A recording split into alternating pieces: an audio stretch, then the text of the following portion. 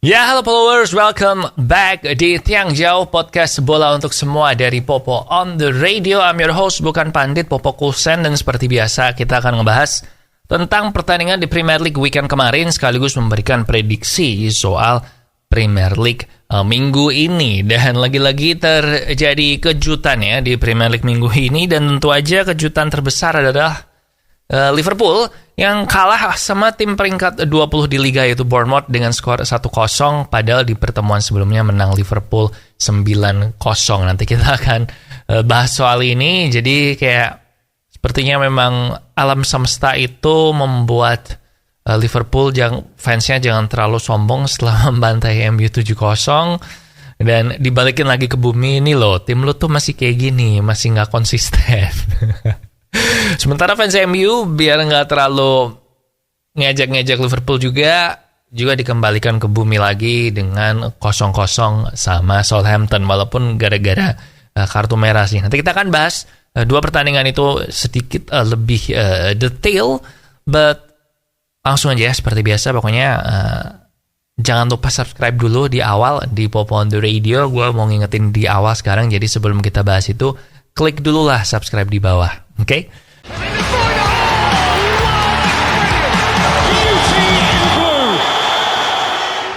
Langsung aja, pertandingan yang pertama yang akan kita bahas adalah Fulham lawan Arsenal 3-0. Dan Fulham ini sampai saat ini gue bilang adalah tim promosi yang paling menarik buat ditonton ya pertandingannya dia. Tetapi memang waktu lawan Arsenal kemarin mereka kelihatan banget jelek banget mainnya.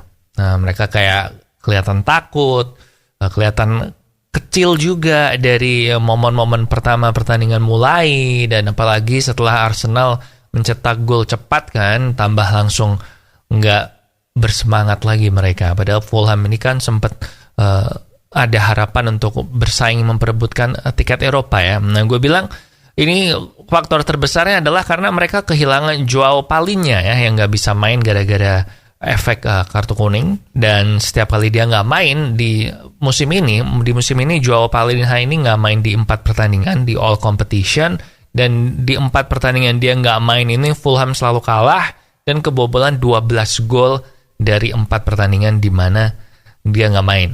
Jadi memang si Joao Palhinha ini tuh penting banget, apalagi 4 pertandingan liga selanjutnya buat Fulham itu adalah lawan tim-tim yang terancam degradasi. Jadi kalau Palhinha bisa balik buat 4 pertandingan itu dengan performa maksimal, maka harusnya si Fulham ini masih ada chance buat masuk ke top 6 sih. Sementara Arsenal kayaknya makin kesini makin Player of the Year Premier League itu makin terbuka ya persaingannya. Kalau di awal musim kan waktu itu kita mikirnya paling Erling Haaland ya nggak sih, paling Haaland. Tapi sekarang di sisa pertandingan 11 pertandingan ini ada 3 kandidat utama sih gue bilang yang jadi kandidat Player of the Year, yaitu si Martin Odegaard, si Erling Haaland, dan tentu aja si star boy-nya MU Marcus Rashford. Kayaknya di 3 pemain itu sih yang akan jadi Player of the Year. Kemudian next ada Crystal Palace lawan City 1-0, dan menurut gue ini adalah salah satu pertandingan yang menunjukkan kalau kualitas Premier League itu emang bagus. Karena kalau lo lihat Crystal Palace main, kayak sulit percaya gitu loh, tim kayak Crystal Palace ini tuh ada di peringkat 12 di liga gitu. Padahal penampilannya mereka tuh harusnya ada di minimal di papan tengah ke atas lah, di top 10 gitu kan. Tapi ternyata di peringkat 12, kalau lihat mainnya padahal kayak ya bisa lah peringkat 8 atau 7, ya 8 lah kurang lebih kan. Dan di sini City ya walaupun cuma menang 1-0, tapi sekali lagi karena Crystal Palace-nya bagus, tapi City-nya juga oke, dan si Rodri penampilannya bagus banget. Bahkan sampai habis pertandingan si Guardiola ditanyain, menurut lo siapa pemain gelandang bertahan yang pernah kamu manajerin, si Rodri ini ada di posisi berapa? Dan si Guardiola nggak pakai mikir ya, langsung jawab the best. Padahal Guardiola ini gelandang bertahan ya pernah ada Xabi Alonso di Munchen, ada Philipp Lahm juga di Munchen, ada Javier Mascherano. Jadi kalau dia bilang the best dengan gampang gitu, berarti emang bener gak sih? Dia emang kemarin man of the match sih. Kayak salah satu pemain kunci yang gak bisa diganti di City itu menurut gue emang Rodri sih. Di luar Kevin De Bruyne sama Erling Haaland bisa diganti nggak sih? Kayaknya lumayan bisa sih. But Haaland harusnya lebih dari 1 gol sih kemarin. Cuma ya gitulah. Kemudian next, ada Man United lawan Southampton 0-0, dan ini pertandingan yang membuat banyak fans MU ngerasa kalau si Anthony Taylor ini nggak banget. Jadi di 2 pertandingan yang Anthony Taylor memimpin pertandingan MU musim ini, pertandingan pertama waktu itu gue lupa lawan siapa, tapi gue inget kejadiannya. Jadi waktu itu musuhnya MU dapat free kick, dan temboknya itu jaraknya itu dimundurin banget. Padahal kalau di TV kan kelihatan ya ada buletannya, ini ya radius free kick temboknya di mana. Nah ini tuh disuruh mundur lagi sama Anthony Taylor, dan habis itu kebobol lewat free kicknya itu. Dan sekarang ada lagi si Rashford yang harusnya penalti ya, karena kalau lu lihat dari angle yang lain, kalau dilihat angle biasa kan kayak seolah-olah diving, tapi sebenarnya kesenggol lututnya kipernya tuh si Rashford. And si Bournemouth juga Bournemouth siapa ya?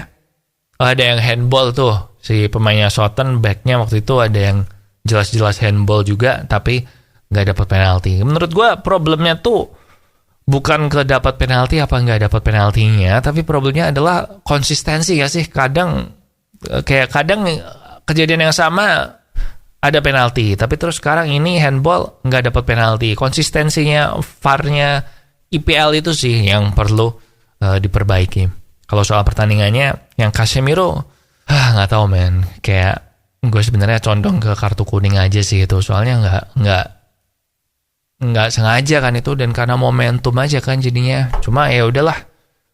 Sancho main di posisi nomor 10 kemarin, dan gue bilang dia belum bener-bener inform ya. Jadi kayaknya next match bakal balik lagi ke sayap si Sancho, atau balik lagi ke bangku cadangan, mainnya baru babak kedua. But mungkin main pertama karena Garnacho cedera kan. Nah tuh yang Garnacho di sliding gunting gitu juga nggak kartu merah kan, padahal harusnya kan.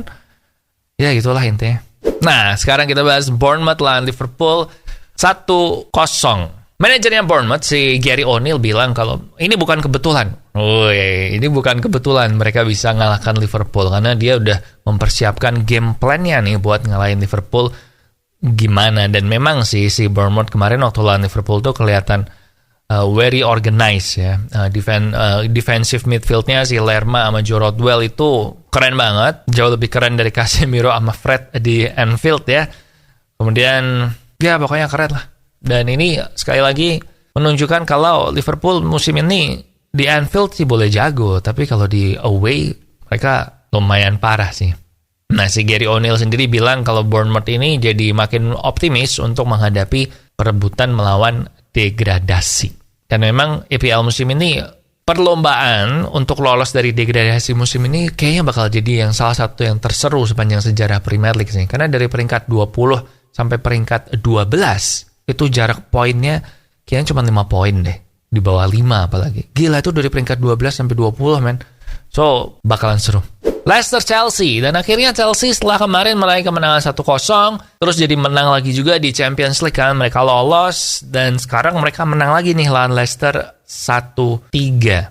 Dan mungkin si Chelsea ini sebenarnya kalau kita lihat mainnya Chelsea, mereka masih ini sih belum nyetel ya, karena kan memang pemainnya banyak banget yang baru tuh, jadi belum padu. Cuman udah kelihatan bibit-bibitnya sih. Jadi mungkin memang kemenangan kemarin itu adalah kemenangan yang dibutuhkan supaya mereka jadi lebih punya belief kan. Sekarang sih kalau gue prediksi kayaknya si Graham Potter ini aman sih sampai akhir musim ya. Cuman kita lihat aja nanti trajektorinya naik apa enggak. Karena bukan nggak mungkin di off season juga diganti kan, nggak tahu kan. Kita kalau ngomongin Chelsea kan nggak tahu ya, tiba-tiba aja bisa diganti gitu. Kemudian terakhir ada Wolves lawan Newcastle, dan Newcastle berhasil memanfaatkan momen keplesetnya Man United dengan mengalahkan Wolves 2-1 sehingga perebutan peringkat ketiga IPL-nya ini kayaknya masih akan seru. And Wolverhampton yang bahaya men. Gue bilang waktu dilatih sama Julian Lopetegui waktu itu kan, gue bilang Wolves ini mainnya oke ya, ada peningkatan, jadi kayaknya bisa lolos dari degradasi. Cuma kalau lihat dari pertandingannya lawan Newcastle ini, si Wolves ini masih punya penyakit yang sama kayak dulu, yaitu penyakit untuk ngegolin ya. Mereka kayak susah bikin gol lah, dan itu yang akan membawa mereka jadi mungkin terlibat dalam ini sih, relegation battle. Karena sekarang Wolves ada di peringkat 13 dengan 27 poin. Nah, peringkat 20-nya Southampton itu 22, beda 5 poin, tapi si Southampton mainnya satu kali lebih sedikit. Jadi si Wolves ini mesti hati-hati sih. I guess itu aja yang kita bahas ya dari review weekend kemarin. Untuk weekend ini, pertandingannya ada, bisa lihat di layar pertandingannya ya, ada Newcastle Nottingham dan lain-lain gitu, segala macam itu. Dan pertandingan pilihan gue adalah, minggu ini MU nggak main ya. Banyak yang nggak main sih. MU nggak main, Man City nggak main, karena mereka harus main FA Cup. So, kalau lo ngefans sama dua tim itu, ya lo nonton aja mereka di FA Cup. Tapi kalau di IPL-nya, PPP-nya, P3-nya, partai pilihan Popo, gue bilang Sabtu jam 10 malam, ada Brentford lawan Leicester. Itu kayaknya bakal seru. Brentford lawan Leicester. Karena ini dua tim yang selevel lah gue bilang. Leicester akan mencoba ngejar menang supaya nggak terseret ke ini. Relegation battle, pertempuran degradasi. Oke? Itu aja prediksinya, bisa kamu lihat di layar juga. And again, sekali lagi sebelum gue pamit, subscribe di YouTube Popo on the Radio ya. Share juga ini ke teman-teman kamu yang suka bola semua. Di sini kita akan ngebahas bola dengan cara yang santai. Bukan ala-ala pandit gitu, tapi ke pecinta bola aja. Oke, thank you so much for watching di sini Popo Kusen, and I'll see you when I see ya.